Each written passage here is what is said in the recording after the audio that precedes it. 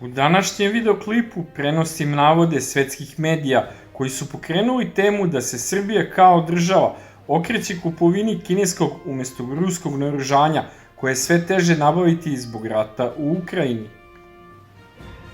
Po navodima svetskih medija, Ministarstvo odbrane Srbije trenutno razmatra više opcija za nabavku nove klase višenamenskih borbenih aviona za modernizaciju flote svog ratnog vazduhoplovstva, koja u vreme rastućih tenzija na Balkanu ima samo ograničene mogućnosti da obezbedi vazdušni prostor Srbije i uskrati vazdušnu nadmoć potencijalnim agresorima.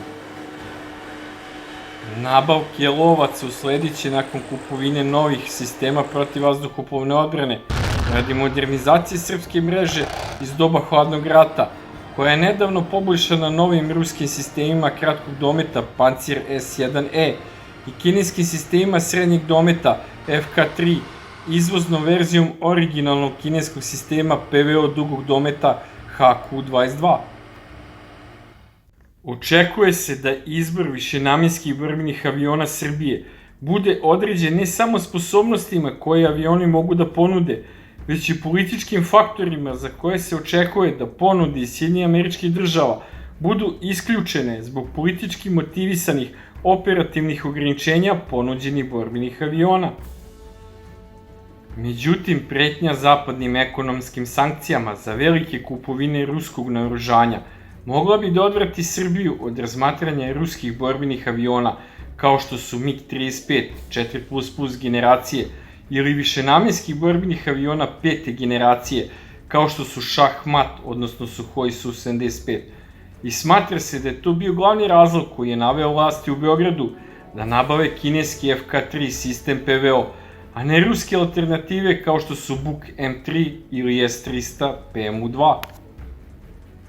S obzirom da su ruske opcije potencijalno isključene, dok bi se one sa zapada mogle smatrati nepovoljnim iz političkih razloga zbog podrške NATO separatističkim snagama na Kosovu, Kina bi mogla da se pojavi kao najverovatniji dobavljač novih višenamenskih borbenih aviona za srpsko ratno vazduhoplovstvo. Iako je Kina počela da nudi borbene avione 5. generacije FC-31, borbenom avionu za izvoz zasnovanog na J-31 za kinesko ratno vazduhoplovstvo, očekuje se da će to biti nepriuštivo za Srbiju, ostavljajući lakše J-10C ili JF-17 Blok 3 kao najverovatnije opcije kupovine borbenog aviona za srpsko ratno vazduhoplovstvo. Konkretno, JF-17 bi potencijalno mogao da bude idealan laki višenamenski borbeni avion za potrebe odbrane Srbije zbog svoje kombinacije veoma niskih operativnih troškova i visoko sofisticirane avionike i naoružanja nivoa aviona 5. generacije. S obzirom da je Kina jedna od samo dve zemlje pored Sjedinjenih Američkih Država koje trenutno koriste domaće borbene avione 5. generacije brojnosti veće od jedne eskadrile, pa JF-17 Blok 3 koristi tehnologiju stealth lovca J-20, što rezultira velikim brojem istih ili sličnih sistema u njihovoj avionici i naoružanju. U kombinaciji sa zmajem aviona koji može da izdrži veoma visoke nivoe stresa i da je letno sposoban uz malo održavanja, što ga čini idealnim borbenim avionom u slučaju da Srbija bude izložena stalnim vazdušnim napadima veće sile, koje bi inače izložile riziku srpske linije snabdevanja i time ugrozila operativnost flote srpskog ratnog vazduhoplovstva.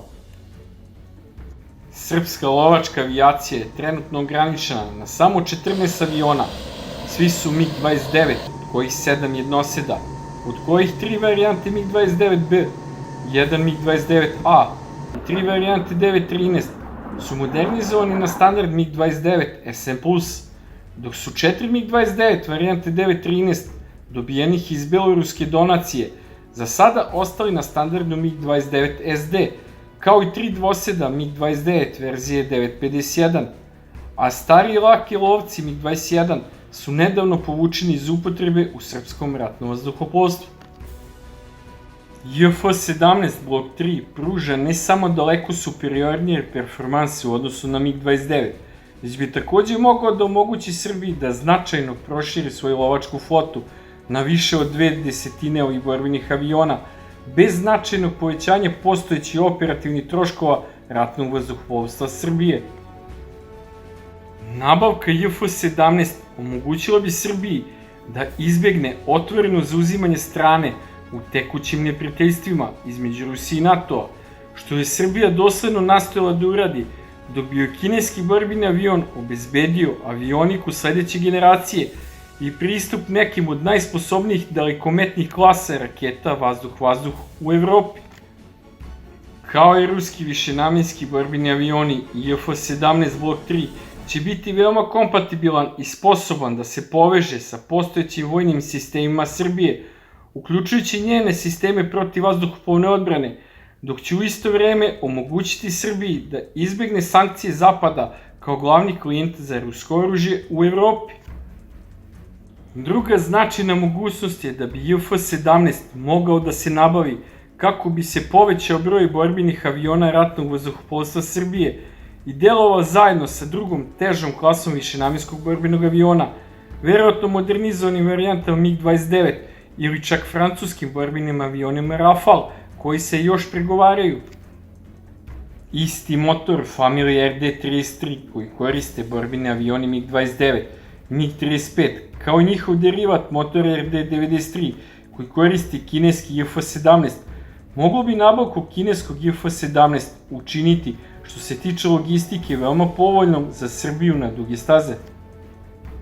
U ovom slučaju oni bi potencijalno mogli da zamene 12 jugoslovenskih jurišnih aviona J-22 Ural, koji imaju slične operativne troškove kao JF-17 Blok 3, ali daleko lošije performanse, što bi omogućilo da druga teža klasa lovca zameni MiG-29 i pruža veoma efikasnu i višenamensku komponentu u srpskom ratnom vazduhoplovstvu.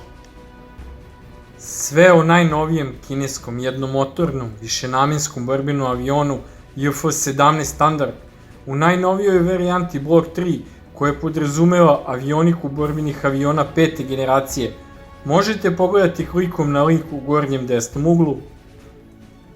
Takođe, poređen je dva najbolja višenamenska borbena aviona 4. generacije za srpsko ratno vazduhoplovstvo, kineskog J-10 i francuskog Rafala, možete takođe pogledati klikom na link u gornjem desnom uglu ekrana. A šta vi mislite o potencijalnoj nabavci kineskog JF-17 Blok 3 za srpsko ratno vazduhoplovstvo?